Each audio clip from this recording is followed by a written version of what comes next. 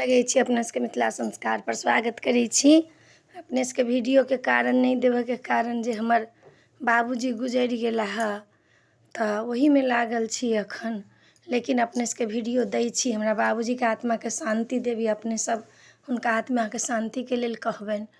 तो अपने सबके वीडियो दऽ रहल छी जे जुड़शीतल कहिया अइ तो 13 तारीख के शनि के दिन पड़ैया, ओहि दिन संक्रांति अइ तो सतुआइन वही दिन हैत। आ 22 पाबनि जे अइ से 14 तारीख के रवि के दिन पड़ैया 22 पाबनि। आ ओही दिन षष्ठी जे अइ से जे खरना करथिन छठि वाली सब तो ओहि दिन खरना छनि हुनका सबके, 14 तारीख के खरना छनि। आ 15 तारीख के जे छै सोम के से सँझुका अर्घ छनि। आ 16 तारीख के जे छनि से भोरका अर्घ छनि, अष्टमी छनि ओहि दिन।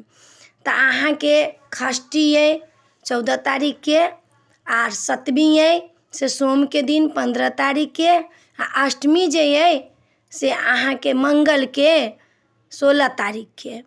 तो जे छै अष्टमी। आ नवमी जे व्रत करथिन से 17 तारीख के नवमी छै। तो एहि लऽ कऽ रामनवमी जे राम जी के जन्म होइ छनि से रामनवमी। छठि के जे करथिन ताहि लए अपने सबके धऽ देलहुँ हँ। आर जुड़शीतल जे अइ से 13 तारीख के संक्रांति अइ, 22 पाबनि जे अइ से 13 तारीख के अइ। तो ई दऽ देलहुँ हँ अपने सबके। एतबे एहि वीडियो में अइ। नीक लागत चैनल सब्सक्राइब करब, लाइक करब, कहऽ के नहीं बिसरब। जय मिथिला, जय माता जी।